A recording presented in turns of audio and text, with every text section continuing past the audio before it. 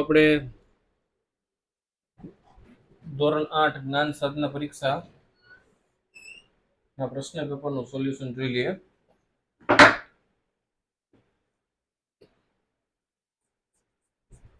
તો પહેલો ક્વેશ્ચન છે, નીચેની સત્યતા ચકાસવાની છે. તો અહીંયા વિધાનક લોકસભાની કુલ 595 બેઠક એ ખોટી વાત છે.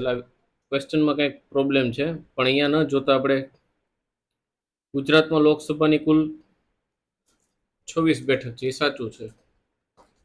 બરાબર, આ વિધાન સાચું છે, આ વિધાન સાચું છે, આના વિધાન પણ સાચું છે. ત્યાર પછી વિશ્વમાં મોટું લેખિત બંધારણ કેવું છે? તો ભારતનું છે. ત્યાર પછી યુરોપના ગ્રીનલેન્ડ માંથી પ્રાપ્ત થતું ક્રાયોલાઇટ ખનિજ એ કયા પ્રકારનું સંસાધન છે? તો એ આપણે અહીંયા કહી શકીએ કે એકલ સંસાધન છે. ત્યાર પછી ઇલેક્ટ્રોનિક સાધનો એ મોટા કદના ઉદ્યોગો છે. રાજ્યસભામાં ઉંમર કેટલી હોવી જોઈએ? તો 25 વર્ષ કે તેથી વધુ હોવી જોઈએ. સંધિ સેવક કોર્નવાલિસ ન્યાયતંત્ર વોન હેસ્ટિંગે દાખલ કર્યું હતું. સરકાર આપણી માંગણી ન સ્વીકારે તો આપણે મહેસૂલ ભરવાનો નથી, એવું કોણે કીધું હતું? ગાંધીજીએ. કયા સત્યાગ્રહમાં? તો ખેડા સત્યાગ્રહમાં.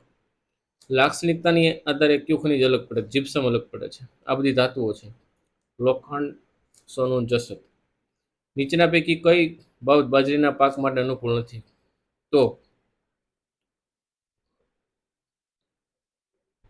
ઓછો વરસાદ ચાલશે, મધ્યમ તાપમાન,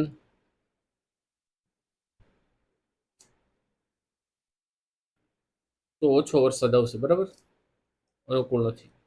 કોઈ પણ નાગરિકને પોતાની એ સ્વતંત્રતાનો હક મળ્યો છે. અહીંયા કાયદા ઘડવાની પદ્ધતિ શેમાંથી લીધી? તો બ્રિટનના. ત્યાર પછી પોર્ટુગલ જો ભારતમાં મેળવેલ વેપારી સંસ્થાઓને સમયકાળ મુજબ ગોઠવે તો પહેલા ગોવા આવે, પછી વસઈ આવે, દીવ, પછી દમણ આવે, એટલે બી આવશે. અંગ્રેજોના શાસનમાં થયેલા આદિવાસી બળવાઓ સમય રેખા પ્રમાણે ગોઠવે તો પહેલા કોલ થયો, પછી સંથાલ, પછી બસી ને પછી વારલી થયો. ત્યાર પછી આન્સર બી આવશે. ત્યાર પછી આ અધાતુમય ખનિજ છે, પેટ્રોલિયમ. પ્રજીવ છે, સોરી, વાયરસ છે ને એ યજમાનના કોષમાં વિભાજન પામે છે. બધા યજમાન કોષમાં જ વિભાજન પામતા હોય. બરાબર, તો અહીંયા આપણે એવું લખીશું, યજમાન કોષમાં જ વિભાજન પામે તે પ્રજીવ થશે. એ જોઈ લઈશું.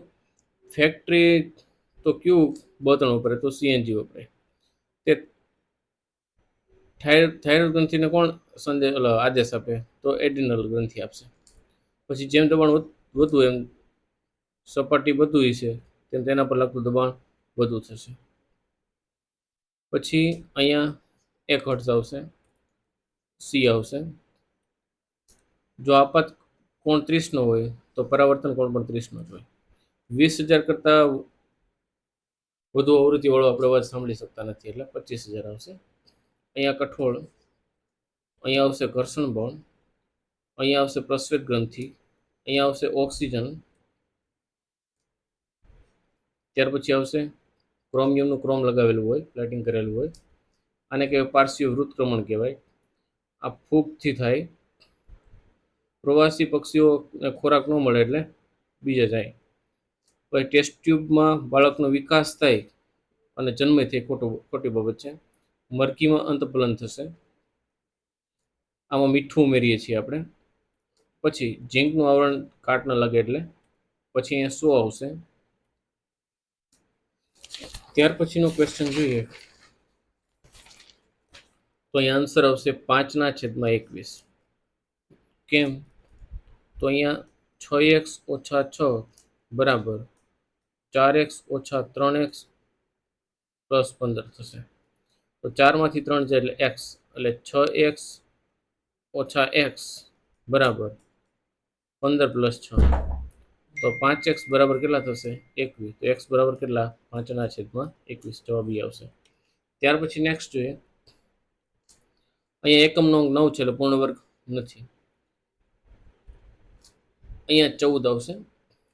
અહીંયા જુઓ તો 4PQ ઓછા 3 અને બીજા કૌંસમાં શું 4PQ વત્તા 3 વર્ગમૂળ કાઢીએ એટલે દૂધની ફેક્ટરીમાં 6 કલાકમાં 840 પાઉચ બને તો 5 કલાકમાં કેટલા બનશે 700 બનશે.